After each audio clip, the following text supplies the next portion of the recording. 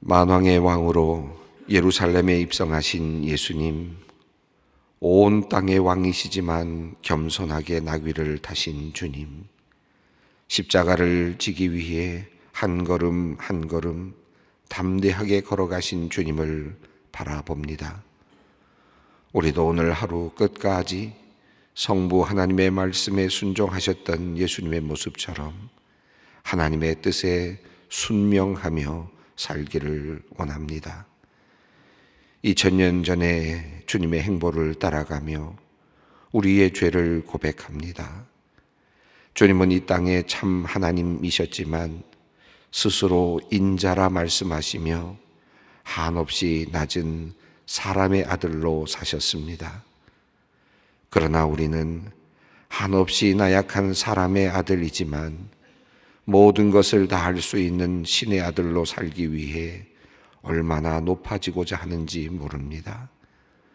남들보다 높은 자리, 남들이 부러워하는 높은 위치, 될 수만 있으면 신의 아들이라도 되고픈 우리의 모습을 보곤 합니다. 예수님은 더 낮은 곳으로 내려오셔서 말구유에 태어나시고 죽는 순간까지 인자로 사람의 아들로 사셨지만 우리는 어찌 그리 높아만 지려 하는지요. 주님, 우리를 불쌍히 여겨 주시옵소서. 예수님은 그렇게 예루살렘에 입성하셔서 성전을 깨끗하게 하셨지만 우리는 우리의 성전을 거룩하게 유지하지 못함을 회개합니다. 한국 교회의 강단에 오직 하나님의 말씀만이 울려 퍼지게 하여 주시옵소서. 몸된 교회들이 주님의 영광만을 드러내게 하여 주시옵소서. 그래서 말씀을 받은 성도들의 몸도 또한 귀한 주님의 성전이 되게 하여 주시옵소서. 우리의 몸은 성령께서 거주하시는 성전이지만 이 몸, 이 육체 가지고 하나님의 영광 가리는 일에 사용해 왔음을 고백하며 주님께 회개합니다. 우리의 몸은 육신의 정욕과 안목의 정욕과 이생의 자랑의 도구가 되어 왔음을 또한 주님 앞에 고백하며 회개합니다. 주님, 우리를 불쌍히 여겨주셔서 우리가 고난주간에 예수님에게 저주를 받았던 입만무성한 무화과 나무처럼 꾸지람의 대상이 아니라 예수님께서 정결케 하신 거룩한 성전으로 거듭나게 하여 주시옵소서. 2000년 전 순환주간에 예수님과 논쟁했던 종교 지도자들이 바로 우리임을 고백하며 회개합니다. 예수님이 누구인 줄 알았고 예수님의 가르침이 맞다고 인정하지만 절대 따르지 않고 먼 발치에서 판단하고 비판하며 평가했던 당시 바리새인들과 서기관들이 바로 우리임을 고백합니다. 지금도 그들처럼 그저 멀리서 팔짱 끼고 주님 관조하고 있지는 않은지 되돌아봅니다. 예수님 때문에 뺏기는 나의 기득권도 싫고 예수님 때문에 내려놓아야 하는 삶의 달콤함도 싫어서 예수님의 말씀이 맞지만 따르지 않는 거역함과 불순종이 우리에게 있음을 주님 고백합니다. 주님, 우리를 불쌍히 여겨주시고 우리를 용서하여 주시옵소서. 주님, 우리의 나약한 모습을 아십니다. 내 필요에 따라 종려가지 흔들고 내가 아쉬워서 호산나 찬양하고 내 목적에 따라 예수님 이용하려 드는 이 시대의 백성이요, 종교 지도자요, 방관자들이요, 야망에 가득 찬 제자들입니다. 주님께서 그렇게 정결케 만드신 성전, 그리고 내 영혼을 물욕과 정욕과 지배욕과 성취욕으로 다시 더럽히며 살아가는 죄인입니다. 주님, 이 모습 용서하여 주시옵소서. 그럼에도 불구하고 주님은 이 따뜻한 품으로 우리를 불러주시니 어찌 우리가 그 사랑을 감당할 수 있겠습니까? 어찌 예수님의 그 우리를 향한 그 자비로우신 눈길을 우리가 제대로 마주칠 수 있겠습니까? 주님, 우리의 약함을 용서하여 주시옵소서. 그렇게 다가갈 용기가 없음에도 괜찮다고, 또 내가 안다고 먼저 말씀하시고 주님의 따뜻한 손길을 먼저 내어주시고 울고 있는 어깨를 다독여 주시기에 나 같은 죄인 주님께 나아갑니다. 우리를 받아주시옵소서. 올해의 고난주간은 더 깊이 주님의 사랑에 빠져들기를 원합니다. 우리를 위해, 믿는 자를 위해, 온 인류를 위해 십자가를 지신 주님을 믿는 것도 중요하지만 다른 사람 아닌 나를 위해 십자가를 지신 나의 구주이신 예수님을 만나는 시간이 되기를 원합니다. 그렇게 나를 기다리시는 주님, 문 밖에 서서 나의 마음을 두드리시는 주님, 이제 내가 그 음성 듣고 문을 열게 하시고 문을 열면 나에게로 들어오시는 그 주님, 이제 주님과 더불어 먹고 마시고 누리는 은혜의 시간이 열리게 하여 주시옵소서. 이 십자가의 사랑을 온전히 누리지 못하는 우크라이나 땅의 백성들을 위해 기도합니다. 전쟁의 포화와 약탈과 육체적, 성적 폭력에 내몰린 그들을 바라보시며 누구보다도 안타깝게 울고 계실 주님, 그들을 불쌍히 여겨 주시옵소서. 그들이 견디게 하옵소서. 그들이 아슬아슬한 희망이라도 놓치지 않게 하옵소서. 칼을 쳐서 보습으로, 창을 쳐서 낫으로 만드신 주님, 무기력하게 죽어만 가는 백성들을 돌보아 주시고 그들이 다시 내일을 꿈꾸게 하여 주시옵소서. 소망의 성도를 위하여 기도합니다. 어린 손녀가 코로나에 감염되어 기도하는 권사님이 있습니다. 아직 2돌도 안 된 아이가 고열에 시달리고 있어 걱정이 많습니다. 전능하신 하나님께서 아이를 지켜주시기를 기도드립니다.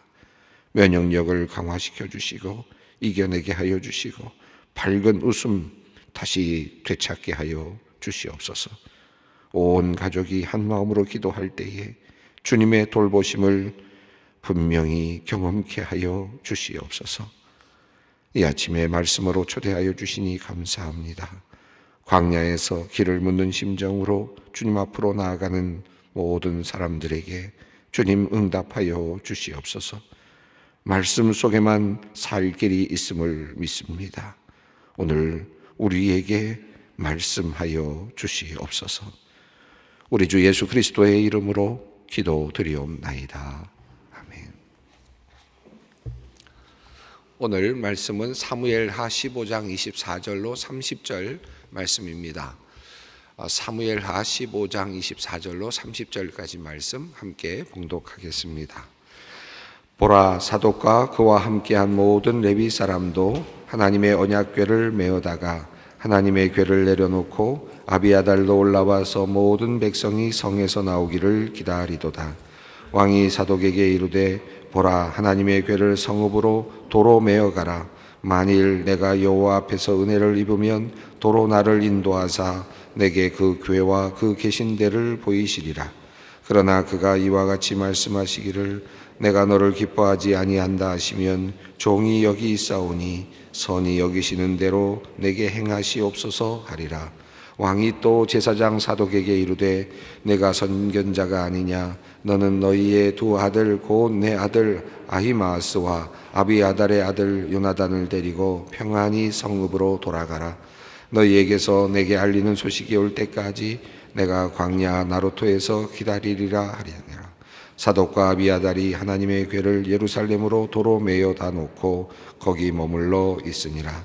다윗이 감람산 길로 올라갈 때에 그의 머리를 그가 가리고 맨발로 울며 가고 그와 함께하는 모든 백성들도 각각 자기의 머리를 가리고 울며 올라가니라.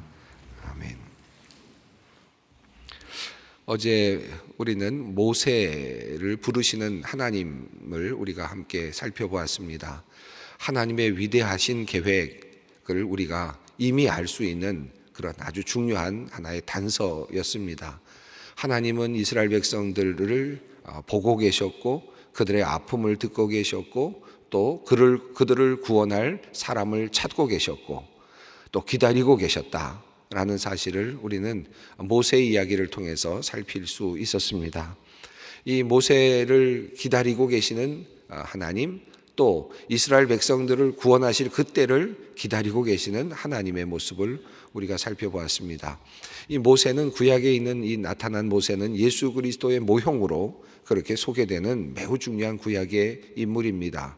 다시 말하면 하나님께서 모세를 보내셔서 이스라엘을 구원하신 것처럼 하나님께서 이제 예수 그리스도 당신의 아들을 보내셔서 이제 온 인류를 구원하시고자 하신다라고 하는 하나님의 그 웅대한 위대한 구원의 계획이 밝혀지고 보여지는 첫 단추라고도 할 수 있겠습니다. 하나님께서는 아브라함의 그와의 약속, 그리고 이삭과의 약속, 그리고 야곱과 했던 약속을 결코 잊지 않으셨다. 그리고 야곱은 사라졌고 이삭도 사라졌고 그리고 아브라함도 수백 년 전에 사라졌지만, 그러나 그와 함께 신실하게 약속했던 하나님의 그 약속은 끝까지 지켜졌다라고 하는 사실을 우리가 다시 또 살펴볼 수 있었습니다. 자, 오늘은 이제 다윗의 이야기로 지금 넘어가겠습니다. 오늘 이 다윗의 이야기는 또 다른 의미가 있습니다. 모세가 하나님께서 이스라엘 백성을 구원하시기 위하여 보내시는 그런 하나의 그 매우 중요한 인물로서 묘사되고 있고, 예수 그리스도의 모형으로 그렇게 표현되고 있다면, 이제 다윗 왕은 예수 그리스도의 혈통으로서 예수 그리스도를 있게 한 인물이고, 예수 그리스도가 가능하게 되는, 이 땅에 태어나게 되는 매우 중요한 하나의 통로가 되는 인물입니다. 이스라엘 왕으로서 이스라엘을 다스렸던 왕이며, 동시에 그를 통하여 이루어졌던 많은 노래들을 통해서 예수 그리스도가 이미 노래되었고 또 기억되었다라고 하는 사실을 우리는 시편을 볼 때마다 깨닫곤 합니다. 이 다윗은 그러므로 예수 그리스도의 선조로서, 그렇죠? 마태복음 1장을 보면 다윗, 솔로몬 계속 이어지죠. 그리고 다윗에 이어져서 예수 그리스도에까지 이어지는 예수님의 족보가 나타나는 것을 우리가 보게 됩니다. 다윗이 없었다면, 그렇다면 결국 예수도 없었다라고 볼 수 있겠습니다. 다윗이 만약에 죽었다면, 다윗이 자신의 역할을 제대로 감당하지 못하고 죽었다면 또 역시 예수도 없었다라고 볼 수 있을 것 같습니다. 오늘 본문은 우리가 얼마 전에 읽었던 본문입니다. 우리가 사무엘하 15장을 지나쳤죠 이미. 그리고 이 본문을 우리가 충분히 읽고 또 함께 묵상을 했습니다. 그런데 이 본문이 지금 다시 우리가 고난주간 메시지로 지금 나와 있습니다. 이 메시지를 우리가 같이 보면서 이 메시지가 우리에게 주는 의미가 무엇일까 다시 한번 깊이 살펴보려고 합니다.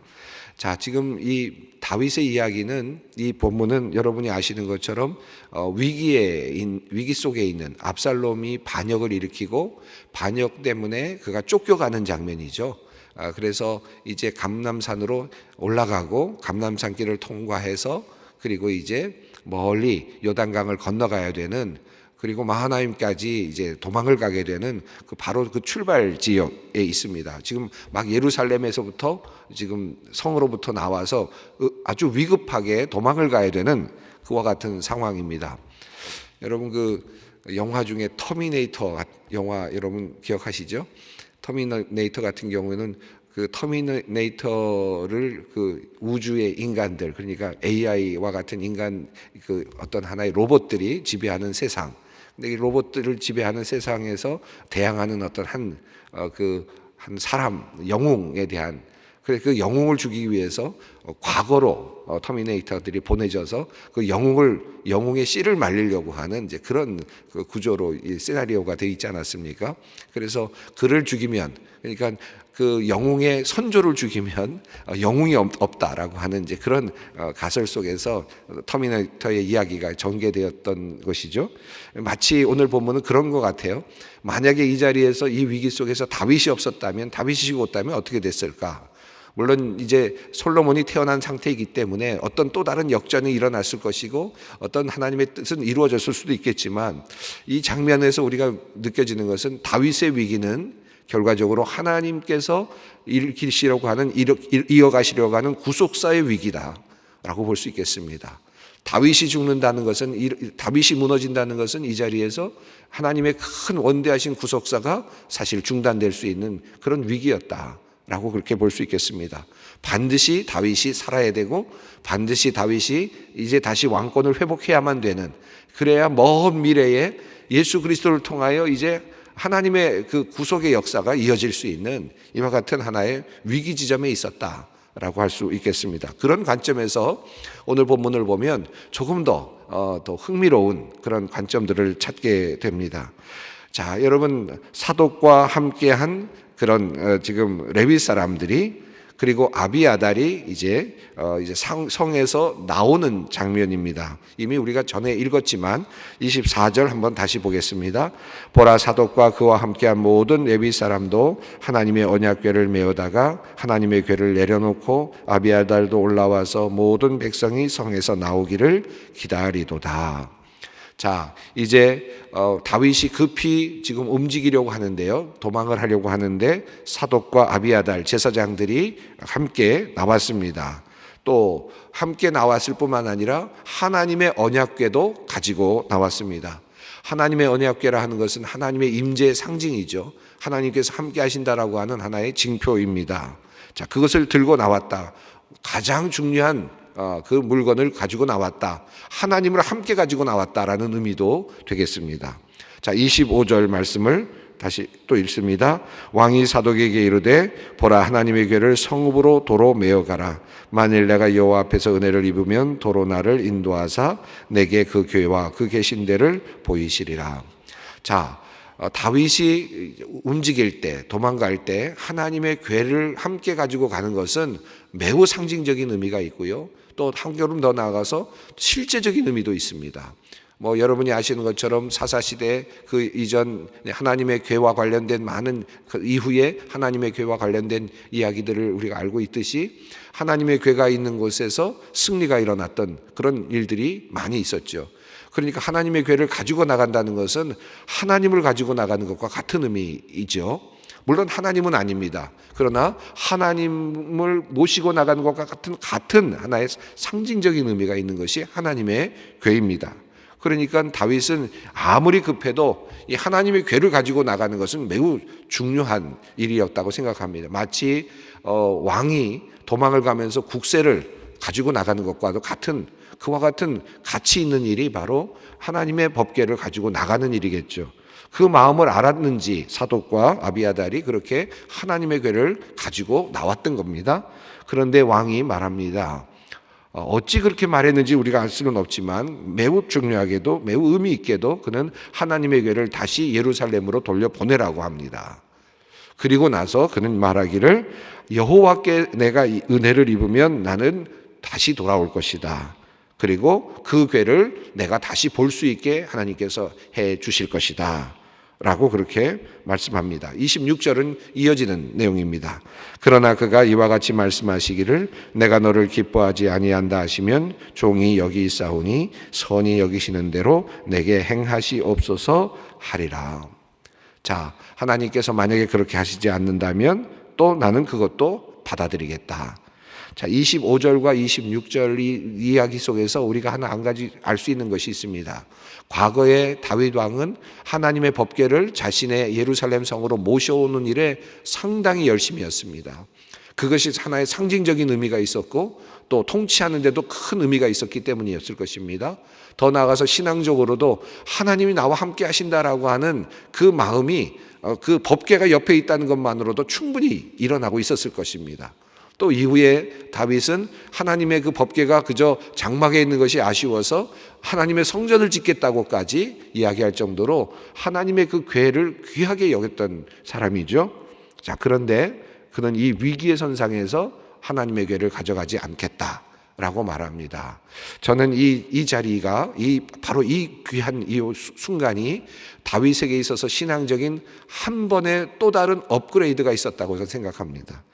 무슨 말씀이냐 하면 법궤라고 하는 것에 의존하거나 법궤에 연연하는 신앙이 아니라 이제 하나님과 직접 대면하는 신앙의 단계로, 하나님과 직접 부딪히는 신앙의 단계로, 하나님만을 의지하는 단계로 어떤 하나의 상이나 어떤 법궤나 어떤 틀이 아니라 어떤 하나의 그 하드웨어와 같은 그런 것들이 아니라 정말 하나님과 직접 맞닥뜨리는 그와 같은 신앙의 또 다른 하나의 성장이 이 자리에서 있었다라고 그렇게 여겨집니다. 그래서 27절, 28절에 이제 아비아달과 사독을 다시 돌려보내지요. 그리고 이제 너희들로부터 소식이 올 때까지 나는 기다리겠다라고 그렇게 이야기를 합니다. 자, 그래서 29절 말씀을 읽습니다. 사독과 아비아달이 하나님의 궤를 예루살렘으로 도로 메어다 놓고 거기 머물러 있으니라. 예, 이제 궤를 가져다 놓고, 그리고 다윗은 홀로, 이제 홀로라는 말은 물론 사람들과 함께 가지만 법궤라고 하는 하나님을 의지할 만한 하나의 중요한 도구를 내려놓고 그리고 떠납니다. 이 자리에서 저는 어떤 생각이 드냐면, 법궤는 내려놨지만 다윗은 그때 하나님을 붙잡았다. 법궤는 내려놨지만 그는 하나님을 붙잡았다라고 저는 생각합니다. 자, 그 자리가 어떤 자리였는지 지난 시간에 우리가 말씀을 드렸습니다. 30절 말씀 읽겠습니다. 다윗이 감람산 길로 올라갈 때에 그의 머리를 그가 가리고 맨발로 울며 가고 그와 함께 가는 모든 백성들도 각각 자기의 머리를 가리고 울며 올라가니라. 다윗이 바로 그 피난길을 가던 바로 그 자리를 감람산길이라고 그렇게 이야기를 했는데요. 예루살렘 성에서 이제 한쪽으로 다시 계곡을 타고 올라가서 감람산을 올라갈 수 있습니다. 그리고 감람산길을 통과해서 이제 빠져나가는 거죠. 성 바깥으로 나갈 수 있는 길이 있는 거죠. 자, 그러니까 감람산길 올라가면서 그들은 울고 있습니다. 그리고 머리를 가리고 울며 가고 있습니다.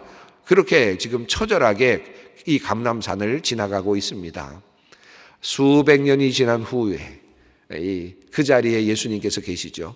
예루살렘 성으로 들어가셨던 예수님께서 예루살렘 성 밖으로 그 다음날 첫째 날 들어가셨다가 다시 나가십니다. 나가실 때도 감람산 길로 가셔야 이제 또 다른 길로 나갈 수 있었죠.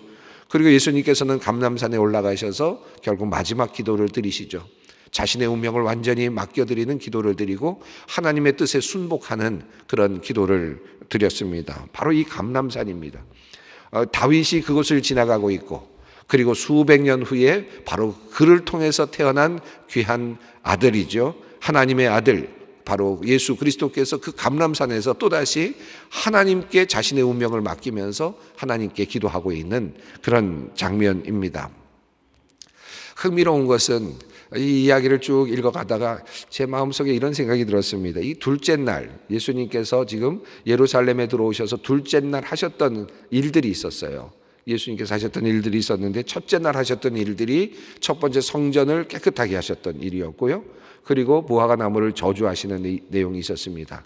또 어떤 날에는 그것이 두 번째 날로 되기도 합니다만은 예수님께서 무화과 나무를 저주하신 다음에 그 다음 날 올라오시다 보니까 예수님 보시니까 무화과 나무가 말라 있었다라는 내용이 나오죠. 자, 무화과 나무가 말라 있었던 내용이 나오고 나서, 그리고 나서부터 이제 예수님과의 그 바리새인들과의 논쟁이 이제 시작이 됩니다. 이게 둘째 날 있었던 것입니다. 순환주간에 화요일에 있었던 것들이죠. 무슨 권위로 내가 이런 일을 하느냐라고 말하는 바리새인들과 서기관들에 대해서 예수님께서 말씀을 하시고요. 또 비유를 들어서 포도원 농부의 비유, 많은 이제 주인이 사람들을 보내서 계속해서 이야기했지만 결국은 듣지 않아서 아들을 보냈는데 아들까지도 죽이는 그와 같은 이야기, 그리고 또 혼인잔치에 대한 비유, 이런 비유들이 나옵니다. 또 바리새인들과 서기관들이 가이사의 세금을 바쳐야 됩니까? 라고 하는 질문이 나오고, 부활에 대한 논쟁이 나오고, 가장 큰 계명에 대한 논쟁이 계속됩니다. 이런 바리새인들과 서기관들과의 끊임없는 논쟁이 이어지는 부분이 바로 둘째 날입니다. 그리고 나서 예수님께서 바리새인들을 저주하시는 장면이 이제 나오죠. 마태복음 23장에 이제 바리새인들을 향한 저주의 말씀이 나옵니다. 그리고 24절로 넘어가면서 24장으로 넘어가면서 재난에 대한 이야기, 예수님께서 오시는 징조에 관련된 것, 예수님께서 오실 때 어떤 일이 일어나는지에 대한 것, 또 무화과나무의 교훈에 대한 이야기, 이런 이야기들을 통해서 이제 장차올 하나님의 나라에 대한 말씀을 하시면서 25장으로 가면서 열처녀의 비유와 그리고 달란트 비유와 양과 염소를 나누시는 그런 비유로 계속 이어집니다. 어떻게 나누느냐에 따라 좀 달라 보이지만 마태복음에 따르면 이 모든 일들이, 모든 강론과 논쟁과 이와 같은 일들이 둘째 날에 있었던 것으로 그렇게 우리가 마태복음에 따르면 정리할 수가 있을 것 같습니다. 자, 이렇게 예수님께서 이렇게 하셨던 많은 논쟁과 이야기 중에서 흥미로운 한 가지가 있습니다. 그것은 뭐냐 하면 무화과 나무에게 가셔서 예수님께서 이제 열매를 얻고자 하셨죠. 그런데 열매를 얻지 못하셨어요. 그러자 예수님께서 화를 내시면서 저주를 하셨죠. 그리고 나서 그 다음날 무화과나무가 말라 있었습니다. 자, 그러자 그 다음에 제자들이 묻습니다. 어떻게 해서 이런 일이 일어났습니까? 라고 물었을 때 예수님께서는 말씀하시기를 믿고 기도하는 것이다. 믿고 기도하면 이 산이 저 산으로 옮겨지게 해달라고 해도 그것은 옮겨진다. 믿고 기도하는 것이 중요하다라고 하는 말씀을 하시죠. 자, 그리고 나서 예수님께서 그렇게 말씀하셨습니다. 그러니까 기도에 대한 강론을 하셨어요. 기도에 대한 말씀을 하셨습니다. 무화과 나무의 사건은 기도를 이야기하고 싶으셨던 거예요. 예수님께서요. 무화과 나무를 마르게 하신 이유는 제자들에게 마지막으로 기도의 위력이 얼마나 큰지를 알려주고 싶었던 것입니다. 자, 그런데 예수님께서 성전에 올라가셔서 성전을 깨끗하게 하시면서 뭐라고 말씀하셨죠? 이 내 집은 뭐 하는 집이라고 했습니까? 기도하는 집이라고 했습니다. 기도하는 집이라고. 다시 말하면 이 맥락이 이어지고 있는 겁니다. 예수님께서는 지금 무엇을 회복하시기를 원하셨느냐 하면 기도를 회복하고 싶으신 거예요. 기도를 회복하고 싶으셨던 겁니다. 이 땅의 백성들이 기도를 회복하고 하나님과 직접 대면하는 기도의 자리로 나아가기를 원하셨던 겁니다. 그런데 성전이 그것을 대체하는 것처럼 보이지만 성전에서 지금 제사를 드리고 하고 있지만 성전이 완전히 변질되어 버렸습니다. 기도하는 집으로서의 역할을 감당하지 못하고 있는 것입니다. 또 기도의 능력도 없는 것입니다. 이것이 바로 지금 예루살렘 성전이 보여주고 있는 모습이고 또 성전이라고 하는 중요한 하나의 하나님 임재의 상징이 지금 그렇게 왜곡되어 있다라고 하는 사실을 예수님께서 마지막 화요일에 보여주셨죠. 자, 오늘 읽은 말씀, 오늘 본문 말씀 사무엘 하에서 다윗이 법궤라고 하는 것을 놓고 법궤를 내려놓습니다. 법궤를 내려놓고 하나님과 직접 대면하는 길을 택하거든요. 그리고 하나님과의 기도의 길이 열리는 것이죠. 여기 기도라는 말은 한마디도 나오지 않았지만 다윗은 이 자리에서 하나님께 기도하는 법으로 나아간 것이죠. 기도의 자리로 나아가신 것이고 하나님과 직접 대면하며 하나님과 대화하는 자리로 능력이 있는 기도의 자리로 나아간 겁니다. 바로 이 자리, 이 감람산을 넘어가면서 했던 이 다윗의 그 기도의 자리, 이 기도의 자리가 분명하게 드러나죠. 예수님께서 먼 훗날 수백 년 후에 다시 그 감람산 위에서 예루살렘 성전에서 또다시 이제는 법궤라고 하는 것은 지금 법궤가 아닌 성전이라고 하는 것을 놓고 다시 성전을 다시 정화시키면서 본래의 자리로 돌아가기를 원하시는, 그래서 기도하는 집으로 능력이 있는 기도의 자리로 돌아가기를 원하시는 예수님의 음성을 또다시 듣게 됩니다. 자, 오늘 이 말씀을 붙잡고 함께 기도의 자리로 함께 나아가십시다. 순환주간 예수님께서 우리에게 주시는 선물이 뭘까요? 특별히 이 화요일 무화과 나무의 저주를 통해서 또 오늘 사무엘하의 말씀을 통해 법궤를 내려놓은 다윗을 통해서 주시는 말씀이 무엇입니까?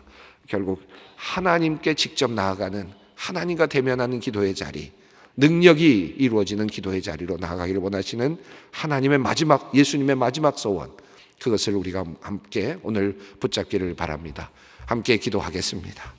하늘에 계신 우리 아버지, 아버지의 이름을 거룩하게 하시며 아버지의 나라가 오게 하시며 아버지의 뜻이 하늘에서와 같이 땅에서도 이루어지게 하소서. 오늘 우리에게 일용할 양식을 주시고 우리가 우리에게 잘못한 사람을 용서하여 준 것 같이 우리 죄를 용서하여 주시고 우리를 시험에 빠지지 않게 하시고 악에서 구하소서. 나라와 권능과 영광이 영원히 아버지의 것입니다. 아멘.